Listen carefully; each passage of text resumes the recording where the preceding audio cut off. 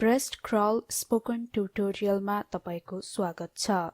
यो ट्युटोरियलमा हामी यी कुराहरू सिक्ने छौं। ब्रेस्ट क्रल के हो, ब्रेस्ट क्रलका प्रक्रियाहरू र ब्रेस्ट क्रलको महत्व।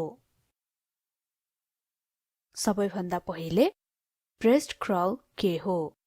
एउटा बच्चामा जन्म हुँदा नै एउटा खुबी हुन्छ जसले गर्दा ऊ आफै स्तनपान गर्न जान्ने हुन्छ। बच्चाको जन्मपछि बच्चालाई आमाको नाङ्गो शरीरको सम्पर्कमा राख्यो भने बच्चा आफै आमाको स्तनमा पुगेर स्तनपान गर्न सक्छ।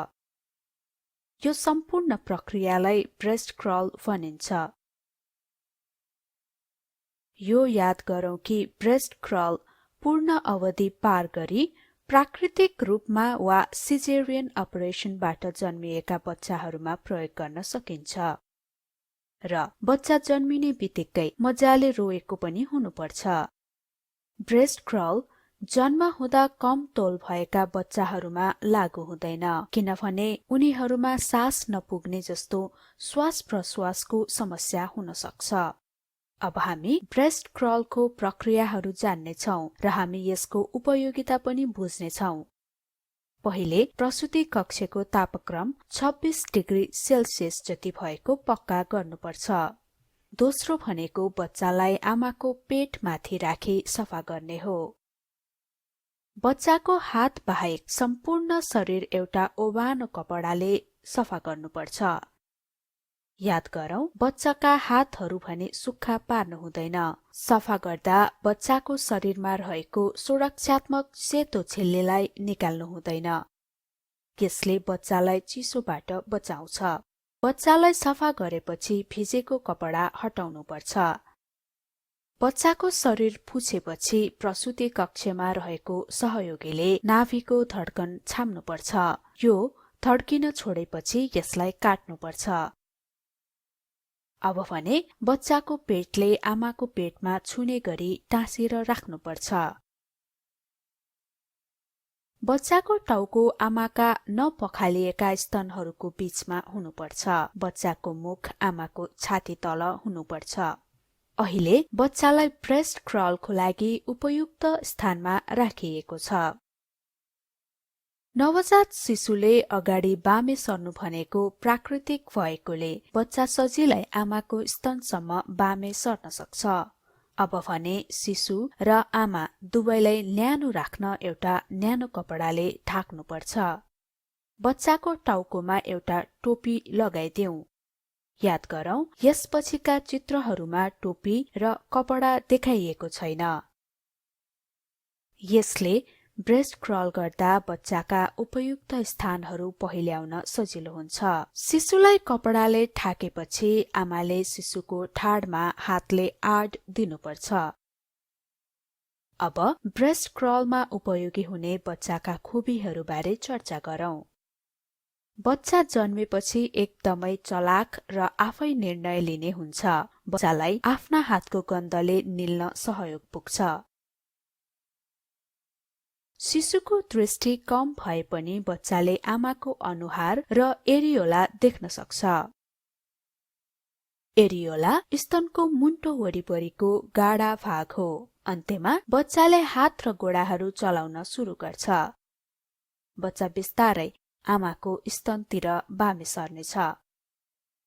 तथापि कोही बच्चाहरू तुरुन्तै बामे सर्न सुरु गर्छन् भने कसैले केही समय लगाउँछन्। स्तनसम्म पुगेपछि बच्चाले स्तन चुस्ने प्रयास गर्नेछ। यो अवस्थामा बच्चाले आफ्नो पहिलो स्तनपान नगरेसम्म बच्चा या आमालाई बाधा पुर्याउनु हुँदैन। यो प्रक्रियामा थाई र आमा दुवैले धैर्य राख्नुपर्छ। बच्चालाई पहिलो स्तनपान गर्न स्तनसम्म पुग्न 30 देखि 60 मिनेट लाग्न सक्छ। स्तनपान सुरु गर्न बच्चाले आफ्नो मुख चौडा खोलेर आमाको स्तनको भित्रसम्म मुख पुर्याउनेछ। स्तनपान सकिएपछि पनि बच्चालाई सोही अवस्थामा लगभग 1 घण्टासम्म छोडौं। यस्तो गर्दा आमा र बच्चा बीचको सम्बन्ध प्रगाढ हुन्छ। यदि आमाले कुनै औषधि सेवन गरिरहेको भएमा डाक्टरसँग सल्लाह गर्नुपर्छ।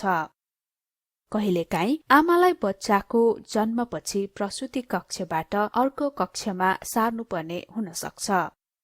यस्तो अवस्थामा आमालाई अर्को कक्षमा सारेपछि तुरुन्तै बच्चालाई आमाको शरीरमा पहिले उल्लेख गरे अनुसार टाँसेर राख्नुपर्छ। अब सिजेरियन सेक्सनबाट जन्मिएका बच्चाहरूको लागि ब्रेस्ट क्रलको बारेमा चर्चा गरौँ। यसको लागि बच्चालाई आमाको पेटको सट्टा छातीमा राख्नुपर्छ र बच्चाका गोडाहरू आमाको टाउकोतर्फ हुनुपर्छ। बच्चाको छाती र पेट आमाको काँधमा र मुख स्तनमा रहन्छ। अपरेसन कक्षमा बच्चालाई सकेसम्म स्तन चुस्न दिनुपर्छ। याद गरौँ, नवजात शिशुलाई अन्य कुनै हेरविचार भन्दा पनि तुरुन्तै आमाको शरीरसँगको सम्पर्क सबैभन्दा महत्त्वपूर्ण हुन्छ। साथै ब्रेस्ट क्रल पश्चात मात्र नवजात शिशुको अन्य हेरचाहमा ध्यान दिनुपर्छ। अब एउटा ब्रेस्ट क्रलले नवजात शिशुलाई हुने फाइदाको चर्चा गरौँ। ब्रेस्ट क्रलले गर्दा शिशुले आमाको पहिलो दूध प्राप्त गर्छ, जसलाई कोलोस्ट्रम भनिन्छ। यो पहेँलो र बाक्लो हुन्छ। याद गरौँ कि बच्चाले प्रत्येक दिन पहिलो दिनको तुलनामा बढी मात्रामा कोलोस्ट्रम उपभोग गर्नेछ र यो क्रम बढ्दै जानेछ। बच्चाले पहिलो दिनमा 5 मिलिलिटर उपभोग गर्नेछ, दोस्रो दिनमा 10 मिलिलिटर, तेस्रो दिनमा 25 मिलिलिटर, चौथो दिनमा 40 र पाँचौं दिनमा 55 मिलिलिटर हरेक स्तनबाट स्तनपान गर्नेछ। यो एउटा नवजात शिशुको लागि पर्याप्त हुन्छ। त्यसैले बच्चालाई कोलोस्ट्रम बाहेक अन्य केही खुवाउनु हुँदैन। कोलोस्ट्रममा संक्रमणसँग लड्ने र बच्चाको प्रतिरक्षा मजबुत बनाउने प्रोटिन हुने भएकोले यसलाई बच्चाको पहिलो खोपको रूपमा लिइन्छ। यो बच्चाको जन्मपछि बच्चाले पाउने ऊर्जाको पहिलो स्रोत हो।